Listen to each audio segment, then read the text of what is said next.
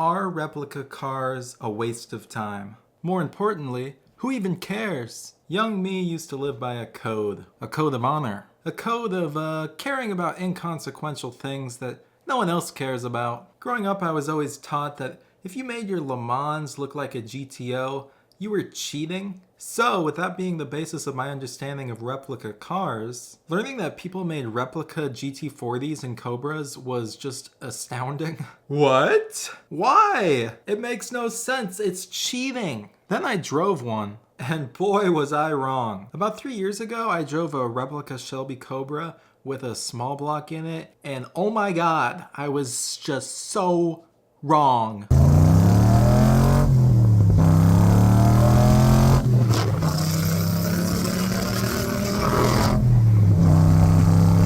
That experience was probably the most fun I've ever had in an automobile. Okay, let me clarify something. I'm not saying driving a replica Cobra is the equivalent experience in driving an actual Cobra. I'm also not saying that the majority of replica Shelbys are the pinnacle of engineering. If anything, I'm saying the opposite. Now, I don't know which company built the replica Cobra I drove, but it wasn't exactly perfect.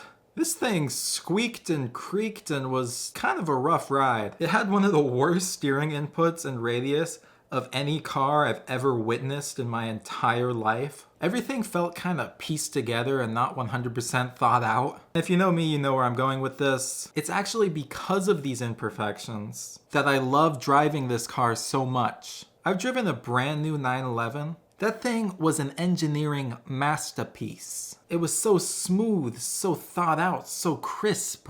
But honestly, that made it not that much fun. The Cobra was rough, and honestly, if I think about it, kind of dangerous. But that's what made it fun, the fact that it was so scary. Now again, I don't know who produced this replica. I don't think it was made by a very well-known company, but I know companies like Superformance and Factory 5 Racing make a ton of these replicas. And someday, honestly, I might buy one. Just probably not a Superformance one because those are way too expensive, and I don't need an officially licensed car. Because who cares about any of that? Who cares if it's not original? Who cares if it's terribly impractical? What other point is there in owning a muscle car if it's not to make incredibly stupid, scary, and fun decisions?